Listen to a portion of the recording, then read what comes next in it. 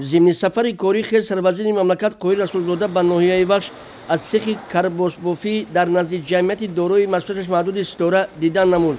ذکر باید نمود که کارخانه مذکور در جماعت دیهات رودکی جاگیری بوده در یک سال با مقدار 432,000 متر کرباس استحصال می نماید. کرباس استحصال نموده اصلا برای پیچانیدن تایهای پخته در کارخانه های پخته تولید ستاره و دیگر کارخانه های ناحیه استفاده می گردد. از حساب این کارخانه استحصالی 6 نفر به جای کاری دائمی تامین گردیدند. یادرس باید گردید که کارخانه خرد استحصالی کرباس براری نه تنها کارخانه های کارکرد پخته حدود ناحیه را با محصولات تامین کرده می تواند، بلکه امکان دارد که دیگر کارخانه را نیز با محصولات ضروری تامین نماید. تجهیزات های کارخانه با طلبات زمان معاصر جوابگو بوده، محصولات استحصال کرده آن با طلبات بازار جهانی جوابگو می باشد. قابل ذکر است که در ناحیه وش در دوره کارهای آبادانی و سازندگی با دستگیری حکومت جمهوری تاجیکستان ساختمان یک قطار انشاءات‌های تعییناتشان گوناگون با مرام ادامه دارد. در ناحیه وش ساختمان بینای تعلیمی و خوابگاه کالجی مخصوص گردانیده شده از حساب مبلغ‌های جمهوریوی از طرف دیرکسیون ساختمانی دستگاه اجرایی پرزیدنت جمهوری تاجیکستان با مبلغ 48 میلیون و 912 هزار سومانی بینای کالج اگراری ادامه داشته. ساختمانچیان با مسائل ساختمانی پررد تامین بوده، کوشش بران دارند که با طلبات زمان معاصر آن را ساخته مورد بهره برداری قرار دهند. بینای کالج از 5 آشیانه عبارت بوده. موافق لایحه ساختمانی خوابگاه برای 1200 نفر دانشجو، خوابگاه برای آموزگاران، همچنین بینای نگهداری تکنیک کشاورزی و دیگر شرایط‌های ضروری طبق لایحه عملی خواهد گردید.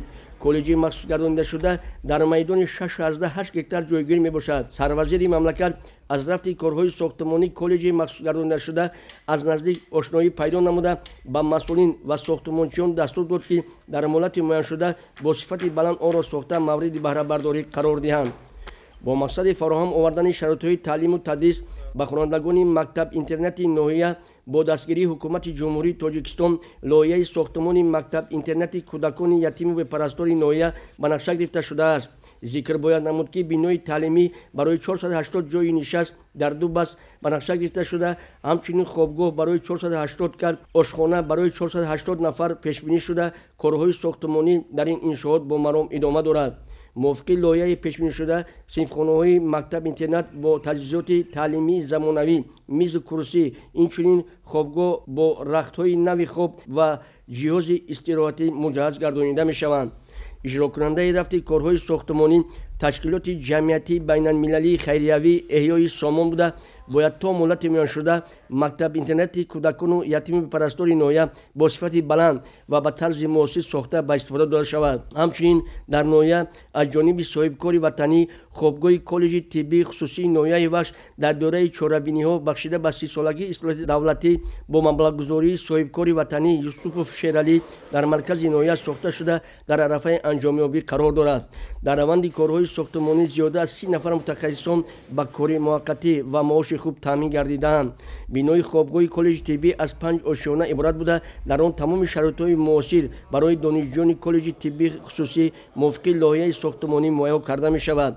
ارزش عمومی انشاءات زیاده از 3 میلیون سومانی را تشکیل داده. تا این دوره نزدیک 90% کارهای ساختمانی پررا به انجام رسانیده شده است. موافق لایحه حفظ سلامتی مادر کودک و بهتر نمودن سمت یاری تجلیل طبی در شهر و ناحیه‌های ولایت خرطوم در اساس سازشنامه گرانتی بین حکومت جمهوری تاجیکستان و حکومت جمهوری فدرالی آلمان عاید همکاری‌های مالیوی و مبلغ‌گذاری بانکی آلمانی رشد و برقرارسازی عملی شده ایستاده است.